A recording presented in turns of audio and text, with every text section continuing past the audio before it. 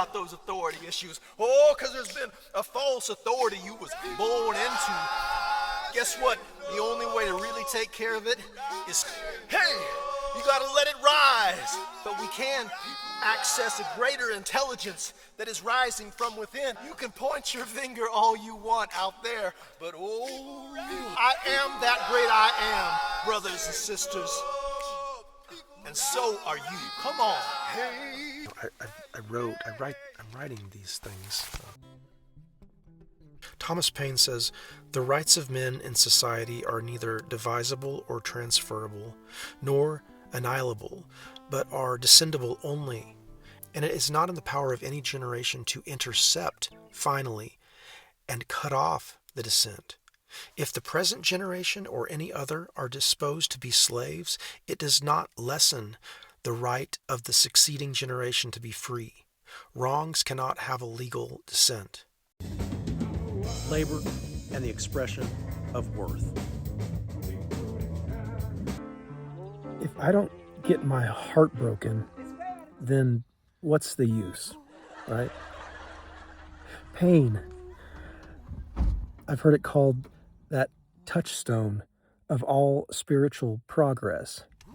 If I don't get insulted, if my ego doesn't get crushed, then what's the point?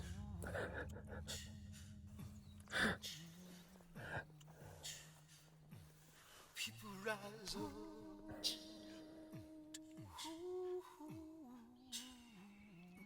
People rise up. Let it burn. Let it all burn. Everything that is not love, Lord, burn it up in me. That's a prayer I prayed when I was 25 years old. Apparently, I had become pretty aware of my own heart condition and how much help I was going to need. And I had tasted and seen that the Lord was good. And I decided that God was my portion.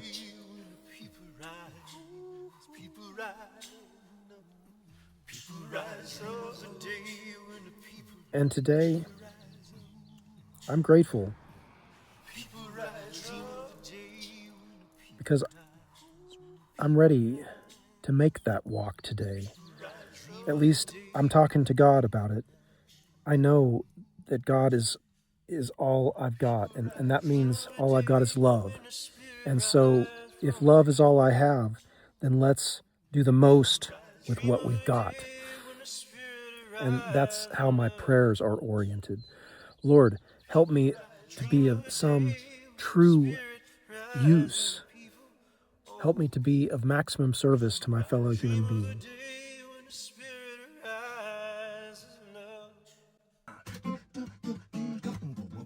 This book I found for 25 cents at Consigning Women in Portales, The End of Education. I just happened to pick it up. The End of Education by Neil Postman. The big take home from it is that we have a lot of hows for our education, but we're lacking in the why, the impetus, the motivation for our education. I've always imagined that I would be a lifetime learner, and now I consider myself an educator. A lot of us now are into being able to somehow discern for ourselves what has value, what has meaning, especially as we see it through our screens that we're scrolling through with the algorithms that are catered to us personally by the oligarchs and technocrats who are in charge of the pre-crime surveillance state apparatus, large language model, artificial intelligence creations. You know what I'm talking about? Traveling tramp, traveling tramp, vroom, vroom, vroom, vroom, traveling tramp. It was a bright sunny day on an island, and there was a little monkey crawling up the tree, and there was an ant on that tree also, and then bigger gorillas, and also,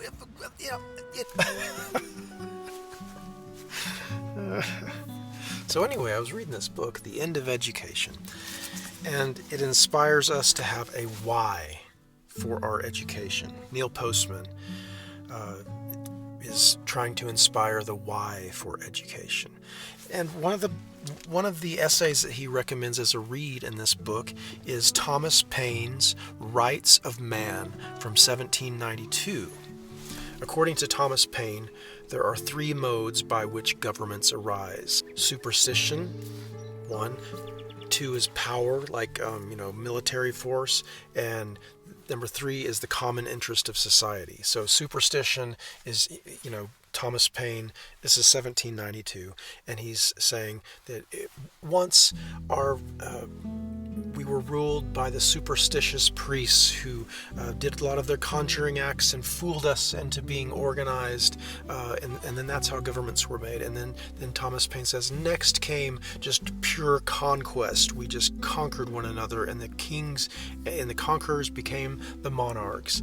And then next, Thomas Paine says, which, being a part of the American Revolution, he's quite pleased with his life's work right now. Just upon first reading of Thomas Paine's Rights of Man, Thomas Paine is saying, now what's happening in the world is we're all enlightened and awakening to the fact that we don't have to conquer one another, that we can be governed by ourselves, we the people, through reason. So Thomas Paine is still, living in the world in 1792, where it's like the age of reason and enlightenment, where we're really believing that our reasonable mind is going to save us, that the scientific mind, that the scientific method, we're no longer these creatures of superstition, we're no longer creatures of brute might, even though we've just overthrown the King of England with much blood. In Thomas Paine's mind, we're right on the edge of like the people just waking up to like, oh my God, we just discovered democracy.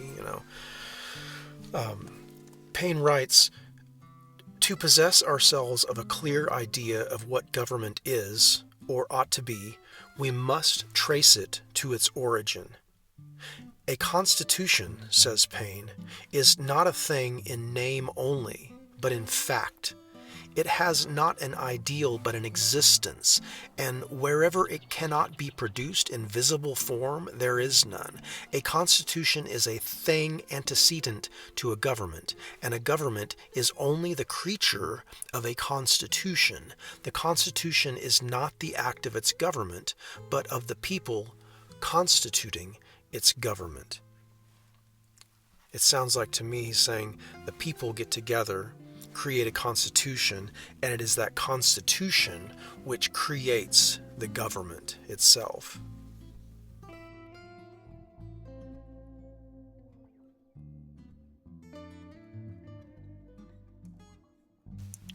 A body of men accountable to nobody ought not to be trusted by anybody, says Thomas Paine.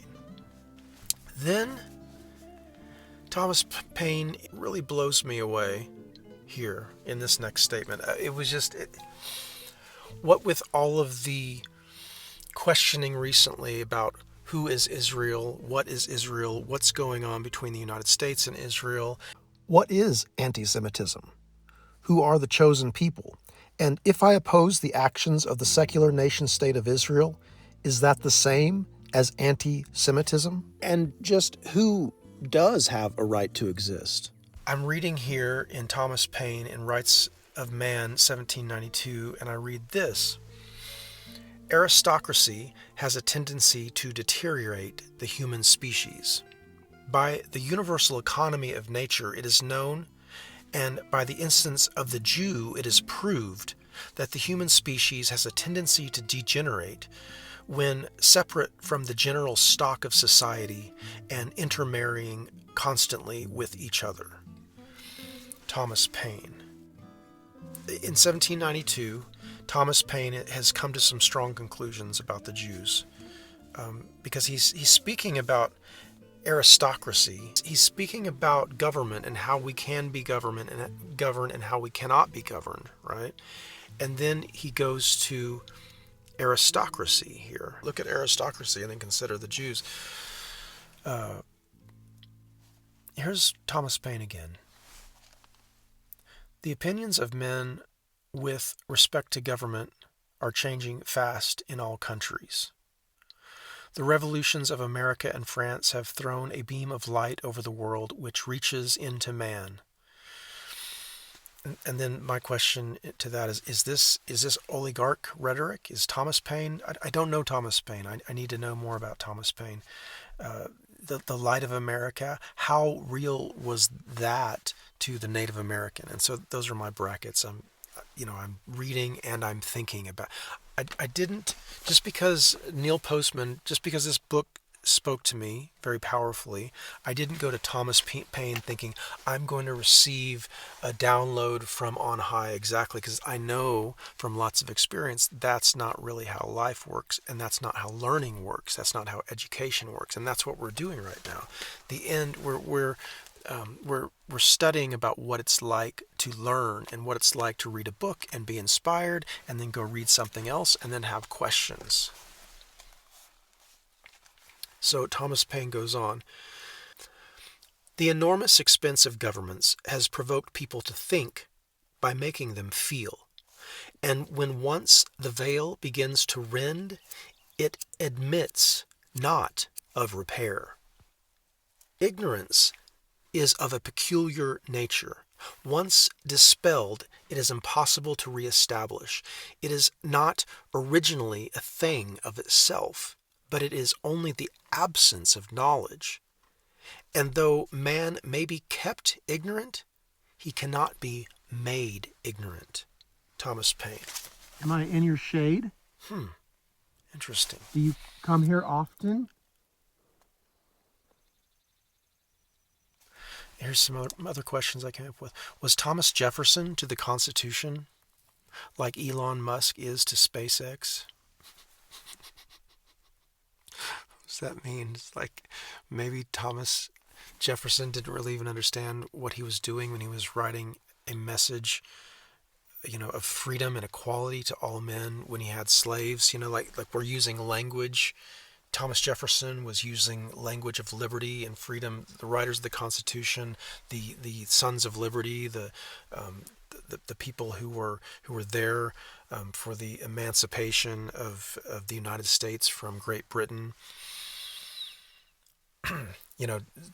Lots of words, and now we have this Constitution which seems to be my goodness, with instances like Edward Snowden and Julian Assange showing us that there really are no bounds to what the government has access to. We have no right to privacy anymore. We have no stops against basically illegal searches and seizures of all of our online information. And Assange, showed us that when we confront the atrocities of the industrial military complex, that we will be punished, right? So anyway, we understand that we're not really. It appears to me that our that the centralized system, that those at the top have no intention really of adhering to the Constitution. And then you understand, like, political theorists like Curtis Yarvin, who have influenced J.D. Vance deeply through Peter Thiel and Alex Karp. And then and all of that is connected with Palantir, this pre-crime surveillance state, which is connected to Israel and Mossad. Thiel through his connections with Epstein, so you see how these men, according to Yarvin's political theory, we should just surrender ourselves to the Constitution, or to the non-Constitution of the corporations which have no intention of giving us of letting us have any constitution. We'll just basically be the servants of the corporation. But Yarvin says that's okay. It's always been like this. Don't worry. The corporations have it under control. Let us take care of you. And then we see these data centers being built in mass, and understanding that perhaps there's a lot of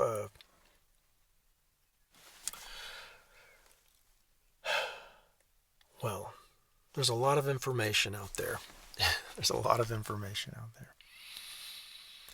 And what you're listening to right now as I'm speaking is someone who is synthesizing in real time, unfiltered, the information that he has in relation to what he's been reading here. So I'm just kind of showing you how I study. I'm not saying this is how you have to study or this is the only way to study. I'm just showing. I didn't really even plan this. I just wrote yesterday, and then I got my recording out. I'm going to do some stuff. I've been talking for 16 minutes. Oh my gosh, I'm going to just pause.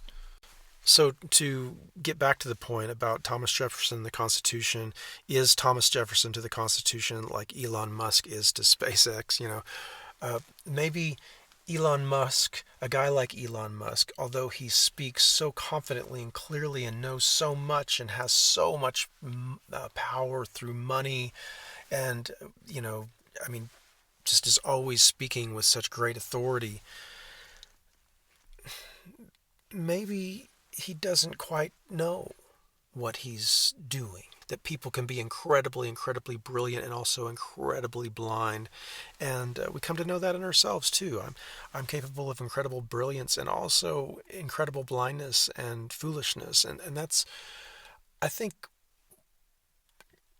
something I just have to accept about what it's like to be Trav. I did a couple of Google searches, and now we're getting these AI responses. And I can tell you that I didn't push the Google AI. I just, a couple of questions, but it would not acknowledge what Paine said even about the Jews. It did exactly what it does, is it takes the information and it synthesizes a pluralism teaching, a green kind of monster is what Ken Wilber would call it. It's like this, there's this form of self-righteousness in liberalism. I'm definitely liberal, I have my liberal education. I'm liberal leaning, no doubt, left leaning. But there is a way of embracing left that is unconscious. Leftism, liberalism. Everyone needs to be liberated. Nobody needs liberalism or, being progressing is great, but progressivism is when progressive breaks down. And that's when we talk about how humans create these religions and then the self-righteousness around every religion. And then we have to come to a place where we can see ourselves and understand that even the religions that we create, we become hypocrites in. So it's not just religious folks who create religion. I'm writing these things because I'm studying. Here's another statement by Paine. And I wrote... Truman Doctrine, ? Stated in 1792 by Paine. And this is this idea that America is this spreader of democracy. I really encountered that high level when I was listening to George W. Bush, early 2000s, when he was talking about, taking democracy into the Middle East, and we're like these kind of messengers of good news in our brand of democracy. I'd already seen enough to where I was like, what the heck is he talking? I'm not sure that we're qualified really yet to be the bearers of democracy. So Thomas Paine says in 1792, he says, "As it is not difficult to perceive from the enlightened state of mankind that hereditary governments are verging to their decline," he's speaking of monarchies, "and that revolution on the broad basis of national sovereignty and government by representation are making their way in Europe. It would be an act of wisdom to anticipate their approach and produce revolutions by reason and accommodation, rather than commit them to the issue of convulsions." I'm going to read that last part again. "It would be an act of wisdom to anticipate their approach and produce revolutions by reason and accommodation, rather than commit them to the issue of convulsions." Rather than just let them try to come into existence by themselves, we should produce revolutions. We should bring this enlightenment. We watched those buildings fall. Number 7, she's forgotten. But some of us did see. The nation state of Israel to me is something that originated like with the Balfour Declaration. You got authority issues, there's a reason you got those authority issues. This is the Balfour Declaration. It is addressed to Lord Rothschild, Walter Rothschild, a very wealthy, old money Zionist family. The Rothschild family and other Zionists wanted to take European Jews and move into Palestine. So the Prime Minister of Great Britain, who is Arthur Balfour, allowed the Rothschild family to write this letter, deliver it to his office so that he could then deliver it back to Lord Rothschild. It says, "Dear Lord Rothschild, I have much pleasure in conveying to you, on behalf of His Majesty's government, the following declaration of sympathy with Jewish Zionist aspirations, which has been submitted to and approved by the Cabinet.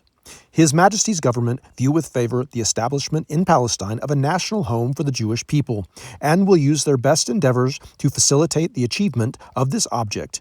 It being clearly understood that nothing shall be done which may prejudice the civil and religious rights of existing non-Jewish communities in Palestine, or the rights and political status enjoyed by Jews in any other country. I should be grateful if you would bring this declaration to the knowledge of the Zionist Federation."